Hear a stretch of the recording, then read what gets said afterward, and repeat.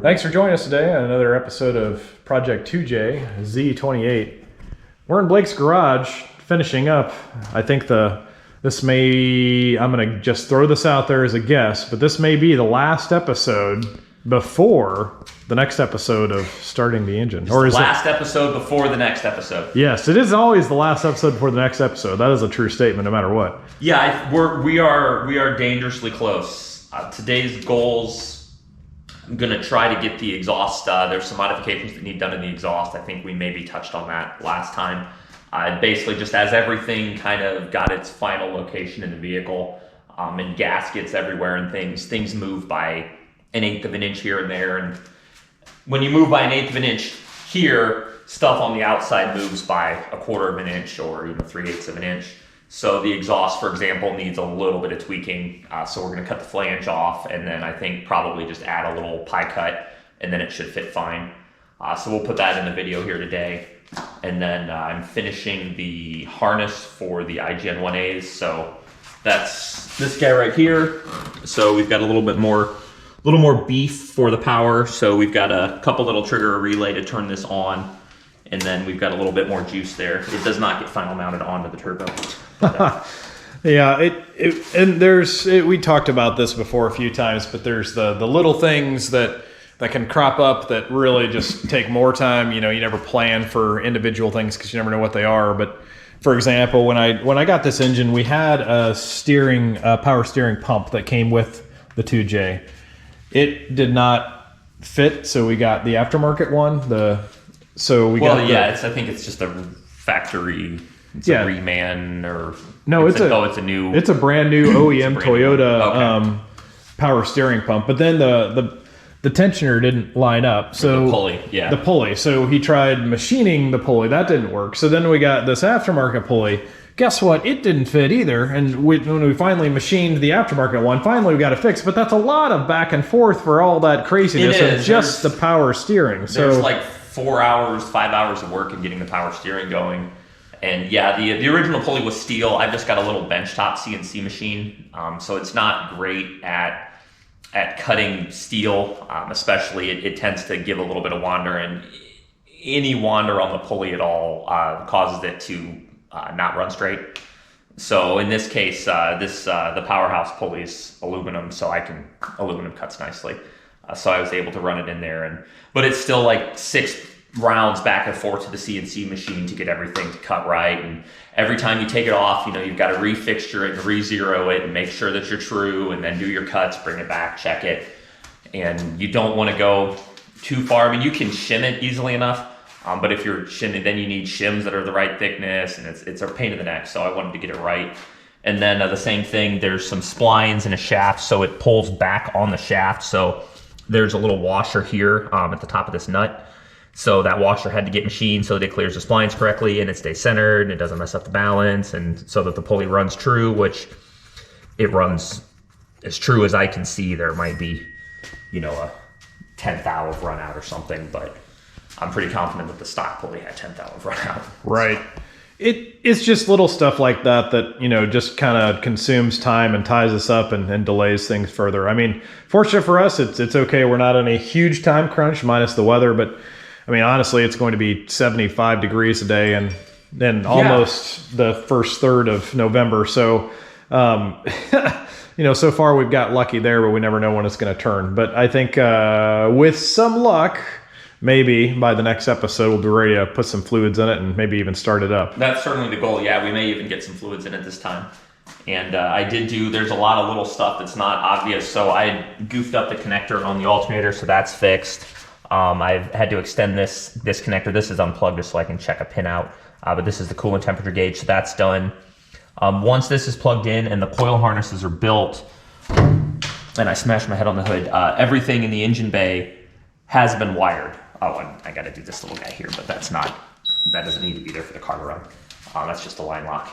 So once that's ready, though, everything in the engine bay is wired.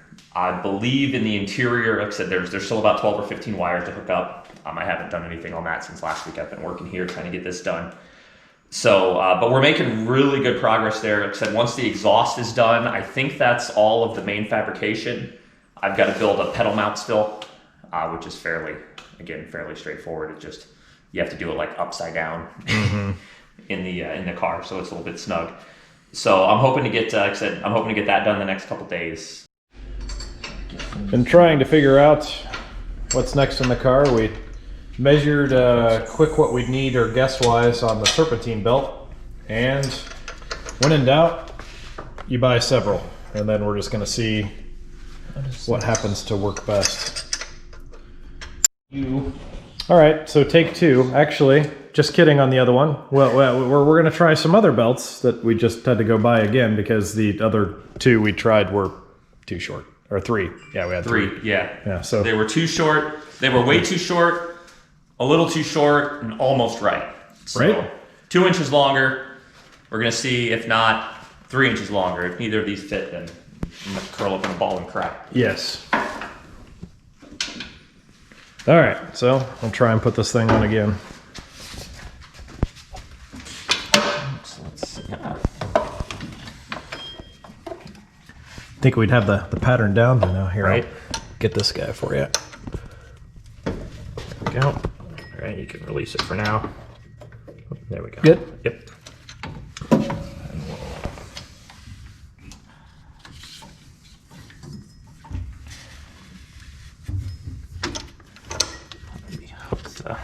Yep, go ahead. Ready? Yep.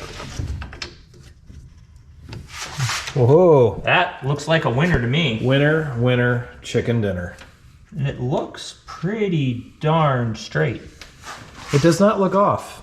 I know we had some concerns before about the AC compressor, but I think Looks pretty good to me. it looks good. I don't see it being out of alignment at all. Sweet.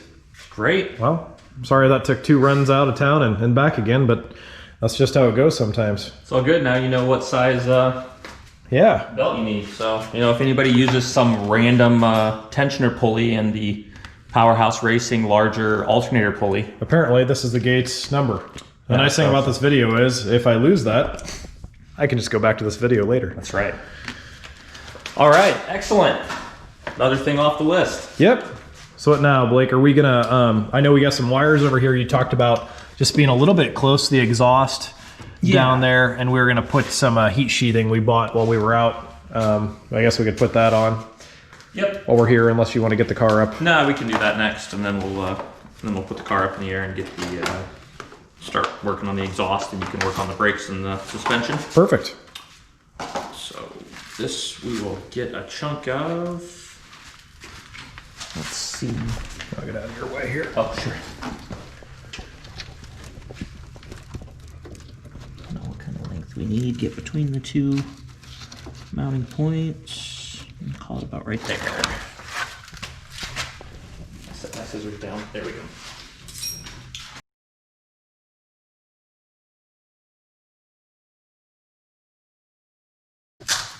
Surprised that Velcro doesn't melt.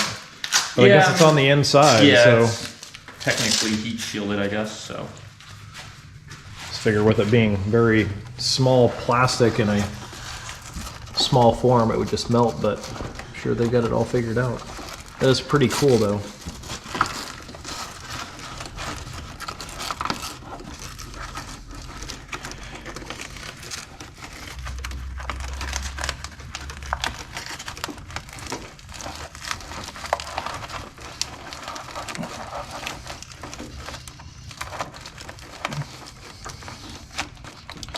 there we go. Nice. I think that looks a lot better.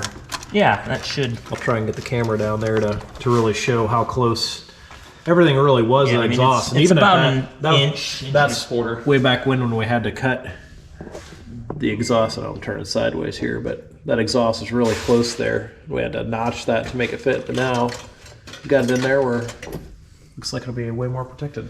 Yeah, I think it should be good. Everything that's kind of down in this zone, we've got some heat shield on. So this is the turbo drain is shielded, and then where the battery cable comes back behind here again, it's not real close, but it's close enough that it should get shielded. I'm gonna look at. We'll probably add a little bit of shielding to the wastegate boost control lines as well. Okay. But you've got some. Yeah, I brought some shielding. some of that extra stuff I had before from the previous setup that is literally over the same kind of line.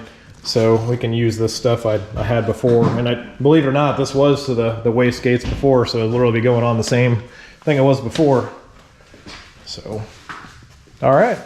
Yeah, making good progress. Oh, and we fixed your broken it looks so much better. Power distribution blocky thingy. Yes. It's an engineering term. All right. On with the next phase. So car's up. Yep, we need to, I guess if you want to come up here, you can show what's kind of going on a little with the exhaust. So we're off less than it looks like, but because this is kind of, it's about to be hanging very free. There we go. So it's not as tight as, or it's not as far off as it looks, but essentially I'm going to take off this heat shield here. I'm going to cut this about an inch down from the flange, or 3/4 of an inch down from the flange, and then we're just going to add a little bit of pipe, just a pie cut or two here, just to kind of dodge this around so that we get good clearance from the downpipe. So like I said, it ended up a little bit too snug here, so not a big deal, fairly easy to fix. The clamp clears fine.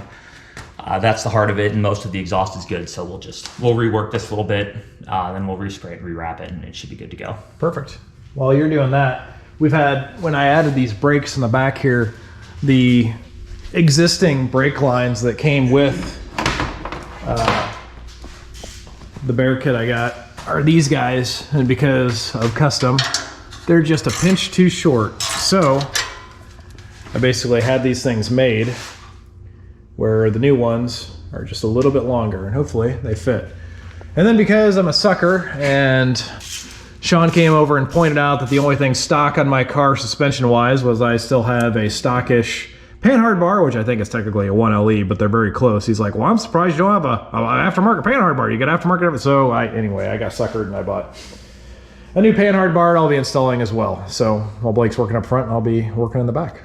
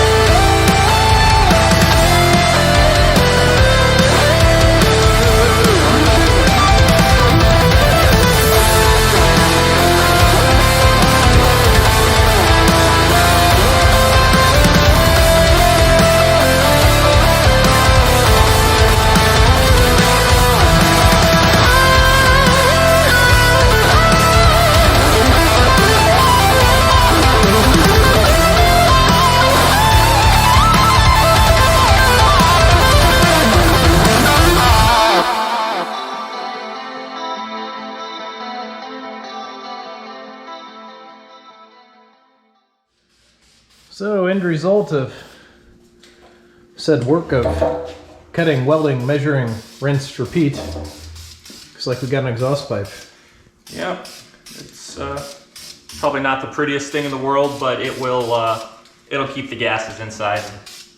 You know, that's kind of the point. In the end, that's all we're looking for. Yeah, it doesn't need to be gorgeous down here. It's just okay. But okay, it'll work.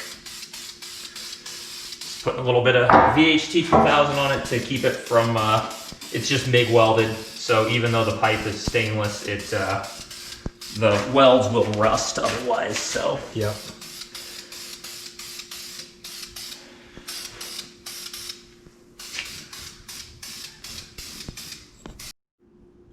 So paint dried, lunch eaten. We'll try and put this thing in place where it's more permanent than before placement.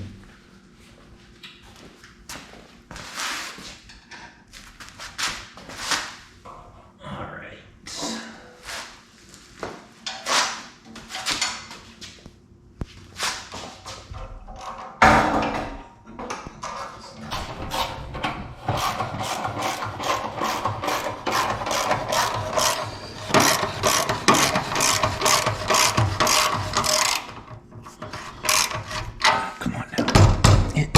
Oh, sorry. No, you're fine. Is it just outside of its seat? Yeah, it's just not quite clicked in. Needs just a little something.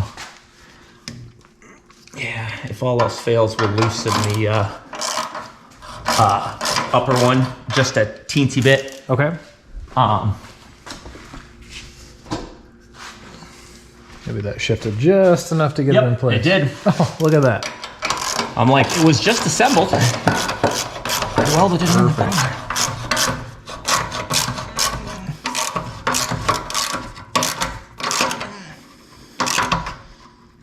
All right. One.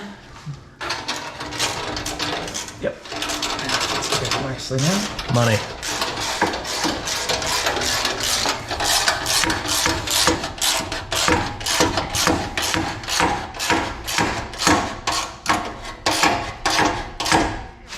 Then I need to do this one.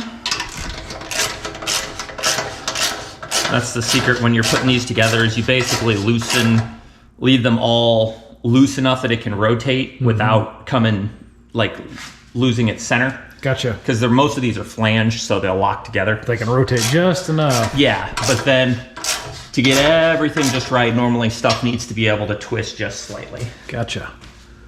Cool. All right. Well, problem solved. Yeah. If we want to try with the two of us, we can see if we can't get these Oh yeah. shocks flipped. Give that a shot. Basically, when we were back here looking, we saw that, I don't know if you can see in here, but the adjustments on my QA1s are actually hitting the sway bar. So we're going to try and turn these guys around so the adjustment side is on the other side and we got more room so it doesn't hit. Get those knocked out real quick. Okay, so we got these guys turned around where we got it on the right side on both. Problem solved. And that pretty much wraps it up for this episode.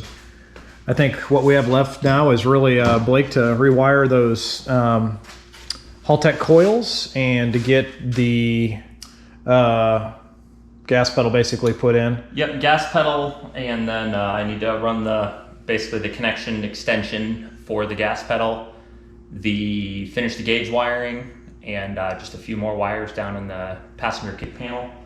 And I think, yeah, there's a sensor to plug in, the gauge temperature sensor, or engine temperature sensor gauge sender. And then, yeah, the coil harness stuff, and put fluids in everything. And we'll start doing some leak tests, and that should be pretty much it. She should be ready to fire up and, you know, at least hopefully fire up. That's the goal. So okay, awesome. Well, Blake, thanks for your help today. And for everybody viewing from home, we shall all see you next time for the next big episode of hopefully starting and seeing what it sounds like. it's the goal. We'll see how she does. All right, we'll see everybody.